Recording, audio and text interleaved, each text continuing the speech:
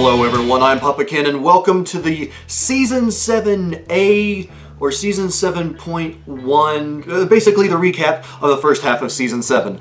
I know this is a little bit weird, something a little bit strange, but yeah, I got a request from a lot of different people to do essentially a recap of the first half of the season for good reason, since this is when, you know, Amy and Rory left us.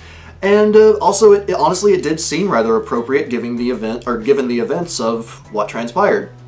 And well, before I get into it, just so you know, I'm wearing The Flow of Time is Always Cruel t-shirt, which was designed by Amanda Flagg. If you'd like to get one, go to the link below. It's very cool, and you'd be supporting an awesome artist. But anyway, definitely changing things up this time. I'm trying a little bit of a different format here. We'll see what you all think. So the first thing I want to talk about is my favorite episode of the season so far, the first half of the season. And it might actually surprise some of you. I went back and well, I didn't rewatch all the episodes, but I went back and thought about all my main points about each episode and really thought about how much each episode really connected with me. And I would say that the top two contenders for favorite episode would be Asylum of the Daleks and The Power of Three. Yeah, well, I'll talk about why Angels Take Manhattan wasn't later. But I would have to say overall that Asylum of the Daleks was probably my favorite episode overall of this first half of the season. I didn't expect to think that at first, honestly, but there was just something about the character. I forget the character's name, but it's essentially the predecessor to Clara, the upcoming companion. Oswin? I think that was her name? Yeah, Oswin. I guess that was it. But she was just such a great, enjoyable character, and the plot of the episode overall was really strong, and it was really interesting, and then the twist at the end, I didn't expect it. Like, there was the slightest little tiny part of me that kind of maybe thought something was up, but at the same time, it still took me by surprise, and, I mean, that's not something that happens extremely often. I mean, you know, given what happens at the end of The Angels Take Manhattan, that was definitely a surprise, but in a way, you still expected it because of, you know, there was the whole theme of this was their final episode. But yeah, with the Asylum of the Daleks, I don't know, it's just everything seemed to work really well, with the exception of some of the issues I had, including, you know, just the whole, the Daleks and the way they were utilized in that episode in particular. But yeah, overall, I'd have to say that Asylum of the Daleks is my favorite episode of this first half of the season. Now, moving on from there, I wanted to talk about my biggest issues with this first half of the season, and I have two that I wrote down.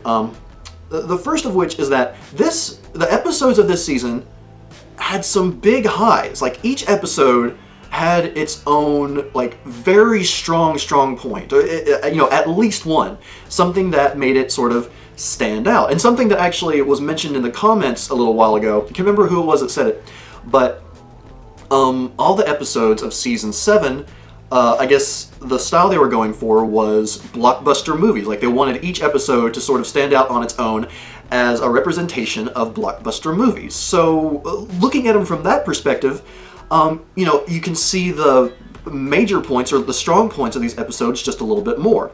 However, all the episodes also had some pretty significant flaws, or some major lows, as I wrote down here.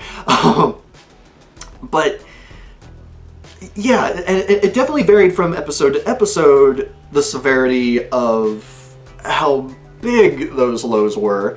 Again, for me, the first episode of the season, Asylum of the Daleks, the overall issues weren't that major for me, but I know for some others it really, really bothered them. And I mean, it all boils down to personal opinion for the episodes throughout this season, as it does with really any episode of Doctor Who, obviously. But yeah, I mean, each episode, again, it's like they had some very big, strong points, but some major lows that brought down each episode. So it made the season overall kind of strangely meh. Like, not bad at all. Again, like I said, it had some great points, but at the same time, you have to combat those negatives that bring the episodes down. And yeah, so basically that's my first point. Big highs, major lows. Alright, and my second major issue with this season is that I feel like they should have been ordered differently. Now, the way the episodes were written is like, you know, they are in their proper order, obviously, but I feel like had they been written just a little bit different and ordered differently, the story would have flowed better, or it would have made a little bit more sense to me. Now, hear me out. And I'm not including the Christmas special, the Doctor, the Widow, and the Wardrobe in this, because that was the Doctor by himself and everything, but the order I think the episode should have come in are, first, Asylum of the Daleks, just leave it as it was. The second one, Dinosaurs on a Spaceship, again, same order. But then for the third episode, after they introduced Brian Williams, I think that's when the Power of Three should have come in.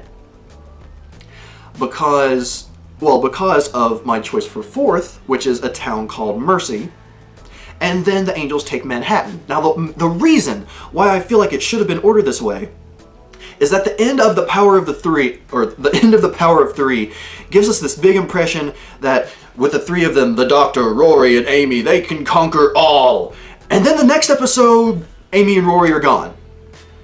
Completely canceling out, you know, that big moment at the end of the Power of Three.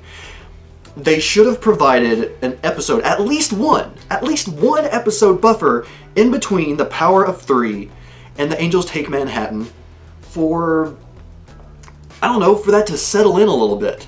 And I know that, again, you know, all these episodes were standalone in a sense because they were, like, each one represented a major blockbuster style. But I feel like that would have worked better overall. An alternative order would have been, or, well, I mentioned this in a previous episode, but an alternative order would have been to have left out the Angels Take Manhattan completely and have had A Town Called, and have had the Power of Three be Amy and Rory's final episode. Now, several commenters did voice opinions about this and saying how it couldn't work that way. And I definitely see their points, but hear me out on this.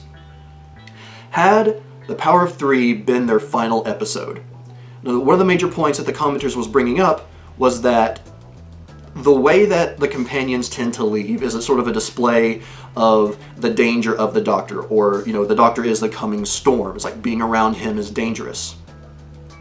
Well, when you consider everything that Amy and Rory went through throughout the entire 2 seasons with Matt Smith, even without them being sent back to the past, you know, unable to leave, unable to ever see the Doctor again, they went through a lot of stuff that affected their lives severely. Amy can't have a child biologically. Rory has died however many times, which he himself comments on. Always comes back to life, but still. It's like all of these things have occurred. Yes, they were, at that point, they were living a good life. They were adjusting to, you know, their lives outside the Doctor, which is why I feel that it would have been a good point for them to transition out. And, you know, the Doctor just moves on. I mean, you know, they may, even if Karen Gillan and Arthur Darvill didn't want to appear anymore on the show, you know, that could have just been, like, you know, the Doctor has to learn to move on because he's moved on from other companions before. He has left other companions behind. That has been established. It was established with Sarah Jane. Of course, it was be a completely different situation in that sense because Sarah Jane had no choice when she was left behind. But like Martha had her choice to leave, Amy and Rory could have made their choice. Now again, I know it's like it can be argued either way, but I honestly still feel that the Power of Three would have been the best episode for Amy and Rory to go out on, and it still would have held firm on the danger of the Doctor and the dangers of him being around. Again, taking into consideration everything that's happened to them throughout the entire 2 series prior. But yeah, okay, so those are my 2 biggest issues with this season overall, or the first half of this season. And from there, I honestly just have to say that I did enjoy this first half of the season. I thought it was a fun little send-off. Some of the commenters have mentioned that, you know, they didn't affect them too much. They liked the characters, but they weren't really sad to see them go. And I can understand that, especially if, you know, I mean, I watched these 2.5 seasons over the span of a few months, whereas, you know, it took place over the course of almost 3 years back when the episodes were coming out. So I can understand how it would feel like they were around such a long time. For me, it didn't seem like they were around that long at all, to be completely honest. But, yeah, overall I thought it was a fun little send-off. It took a little bit of getting used to as far as the, you know, no more dual episodes, only, or two-parters, only single episodes, and the style it goes along with, but I still feel like each episode had enough positive that it was able to overcome the issues I had, no matter how major they were. And yeah, it was just a fairly enjoyable first half of the season. Now moving on from there, I asked you all in the previous Discovering Doctor Who what some of your favorite episodes were, and well, it's not really in a particular order, but I ordered it basically by the frequency at which it was mentioned in the comments and anywhere else like Twitter. But the two most favorite episodes, at least seemingly from what I've read, were The Angels Take Manhattan and Asylum of the Daleks. Basically each one sort of evening out. Most of the time The Angels Take Manhattan, just slightly edging out Asylum of the Daleks. And then after that, oh, I should have written down everyone's names that mentioned this, but A Town Called Mercy was mentioned by someone, which I didn't expect. You know, I honestly, that was one that I didn't entirely expect to show up, but, you know, I thought it was a pretty strong filler episode overall, so I can definitely appreciate how that could be someone's favorite.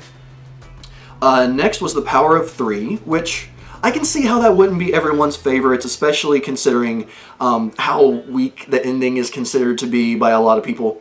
But, you know, at least one person did mention that that was their favorite episode of the first half of Season 7. So yeah, The Power of Three. And then this one wasn't really technically listed as anyone's favorite, but, again, I didn't write down the username, but one of the commenters mentioned that her kid really loves Dinosaurs on a Spaceship, and that is an episode that he wants to rewatch all the time.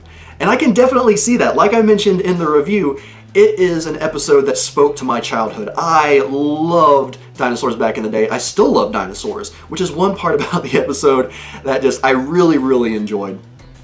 Definitely has some darker moments for an episode that's a favorite of a kid, but, you know, I mean, what kid's film doesn't have a evildoer of some sort? But overall, yeah, I can definitely understand how that could be, especially a child's favorite of this particular season. And then finally, this one, I do know who wrote this one because he pretty much expects it to be a bit controversial.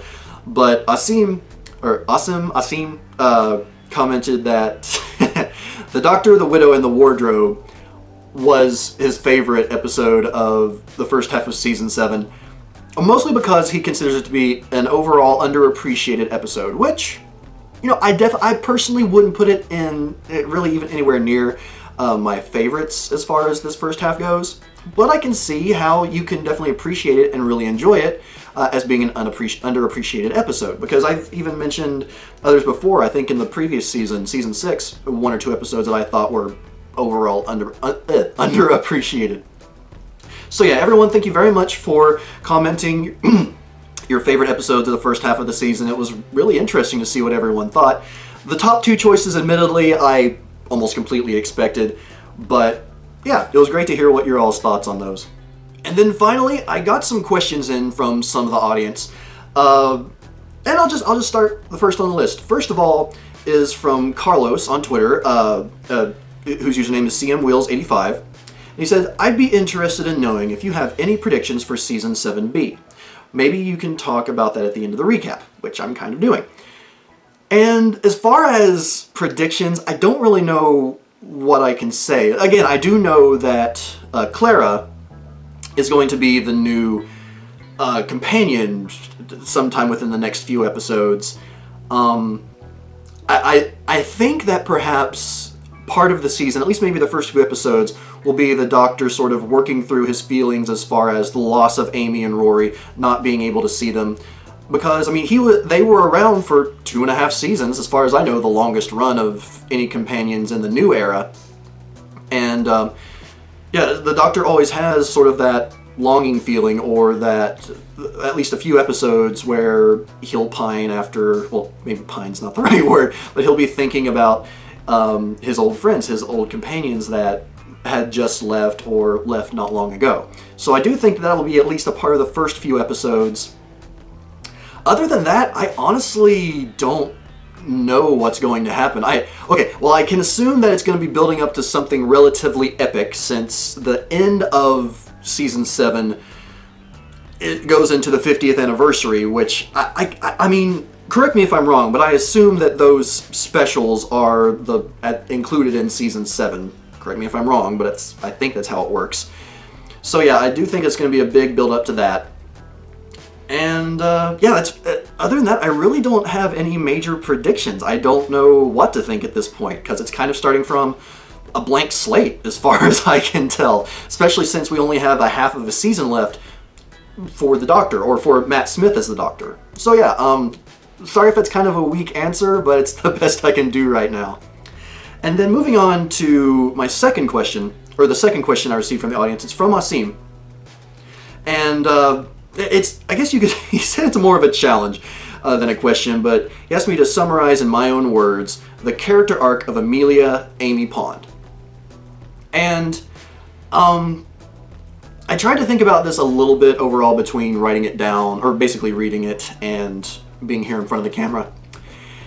And the character arc is difficult to explain at the least. I mean, if you get really detailed, some people could argue that she doesn't have a huge arc, like she doesn't change all that much. But, I don't know, looking at it from a certain perspective, this is the way I see her character arc. 2 hours later. But I think that's probably about the best way I can put it. She evolved over the 2.5 seasons from an immature adult to a loving, caring, nurturing mother figure. Yeah, I think that's probably the best way you could put it. I don't know if I'll chop the rest of that out or not. Y'all might enjoy seeing me stumble, I don't know. But yeah, so that's kind of my summary of Amy's arc, I guess, if you can call it that. Yeah, again, I know there can be a lot of arguments made, but that's just kind of the way I see it, after going a roundabout way during the recording of this video. Moving on. My third question is again from Asim, and it's after the review. Well, okay, this isn't technically a question, but it kind of is. After the review to The Angels Take Manhattan, could you do an episode covering the minisode Rain Gods and revisiting First Night and Last Night? And I don't want to do a minisode for that, or I didn't want to initially, and I decided I would just mention about it here in the recap. And I'm glad I did, honestly, because as far as my overall thoughts on Rain Gods, that's easily the most filler minisode I've seen so far. It was cute, I guess, but it didn't feel necessary at all. Now, Asim did mention that the Doctor and River that we see in that minisode is the same Doctor and River that we see at the end of Last Night in the First Night and Last Night minisodes. Oh, when the Doctor's wearing the top hat. Like, that occurs just before that. Wibbly wobbly. But, yeah, I mean, it's interesting to sort of have that connection, but it just didn't feel necessary at all. And again, I thought it was cute, but that's about all I can really say about it. Other than that, just seemed completely unnecessary, and again, I'm glad I didn't really dedicate an entire episode to it. If anyone else, in addition to Asim, has anything to say about that minisode, maybe that I'm overlooking, or, you know, I'm sort of rushing through by just brushing over it, let me know. But it was pretty weak. Easily the weakest minisode, I think, that I've seen so far. Now, the fourth audience question comes from Cheeky Azzy on Twitter, or you might know her better as this here on YouTube. And her question is this: I would love to know how you felt about the single/arcless stories when you compare it with the almost arc heaviness of Series 6, whether that worked better for me or worse. And that's That's a rather difficult question to answer, honestly. I feel like it was very different trying to get used to the more single arc stories so far in season 7. It took some getting used to, but I honestly do kind of like it. It reminded me a little bit of how the show started out, because at first, especially starting with the Ninth Doctor, the episodes didn't have a major overall arc, with the exception of Rose being there. And then finally, as we approached the end, the arc sort of started to form, and then we saw that there was more of an arc as throughout the season when you look back, because of all the Bad Wolf stuff. Now, I don't know, I feel like I can appreciate both in a way. Like, even though series 5 and 6 were very arc heavy, with the filler episodes feeling out of place, I did appreciate the large arc of it overall. And then even with just with the way they're doing series 7, even though it took a lot of getting used to, I can also appreciate that as well. It seems to be done kind of right, and again, it does make me feel a little bit nostalgic for sort of the style, the way things worked back when RDJ was, not Robert Downey Jr., back when Russell T. Davies, RTD, yeah, back when Russell T. Davies was the head writer. So yeah, it's sort of like kind of getting the two extremes of the first 4 season style, I guess. But yeah, it definitely took. I just keep stuttering over my words. It definitely took some getting used to, but I kind of like the single episode, single story arc kind of deal, without the huge arcing story going on in this season. It does weaken it in some ways, but at the same time, it also allows each episode to work on its own merits. So yeah, there's that.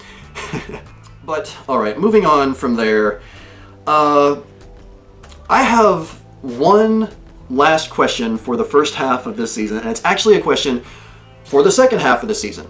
And it's this. Asim and Missing Link 15 in the one of the most recent videos brought this up, as well as Dr. Tenno, I can't pronounce it, but anyway, I'll put all the names right here in the video.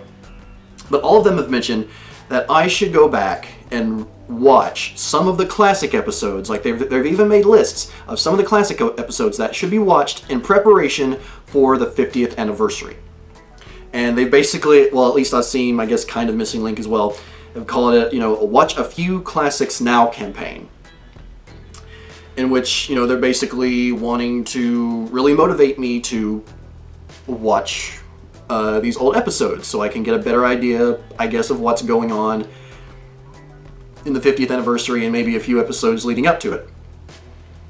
Now, from my perspective, I don't really want to. Like, I want to take this...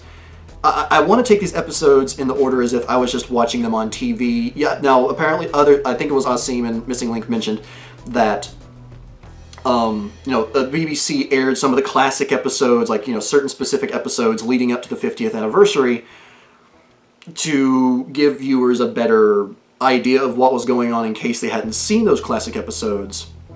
But from my perspective, it's like, given my work schedule and everything, even if I was caught up when that was going on, there's a good chance that I still wouldn't have, seen those classic episodes because of my work schedule and everything, so I most likely would have missed those little recaps. So, from my perspective, I would honestly rather just take the episodes as they come, like as they're listed in Netflix and in Amazon. But if enough of you think that it's worth my time going back and watching some of those classic episodes, I'll provide links to the comments down in the description below so you can go and see, exactly what they're talking about. But if any of you think that it would be a good idea for me to watch those, then let me know, and voice it up in the make your voices known in the comments. Or if any of you agree with me that I should just take it as I go, and then I will see those classic episodes as I reach them, because I am going to be watching the classic Who episodes in the future. So, yeah, okay, the question basically is, long story short, should I watch those old episodes before the 50th anniversary? So, again, let me know what you all think, voice up your opinions in the comments, and even reply to the comments that I linked to down below. Again, really interested to see what you all think. While I do have my own opinion of how I want to approach it, if the majority think it would be beneficial or would make for, you know, me enjoying the episodes more overall by following that path, then let me know. You know what? The first ending I recorded was pretty crap, so I'm deciding to record another one. Everyone, thank you very much for joining me for this first half of Season 7 recap of Discovering Doctor Who. It's been really interesting so far. It was really sad to see Amy and Rory leave for me, because even though I didn't personally get hugely attached to them, and not hugely emotionally attached to them like I have others before, you know, as long as they were there, it was impossible to not get attached to them in some form, and just the way that they went out was gut-wrenching, and just a major punch to the gut. And then when you also include the mini-sode PS in there, and that, it was just so sad. But anyway, everyone, again, thank you very much for joining me, and I will see you next time on the next Discovering Doctor Who for The Snowmen. Until then, Alonzi!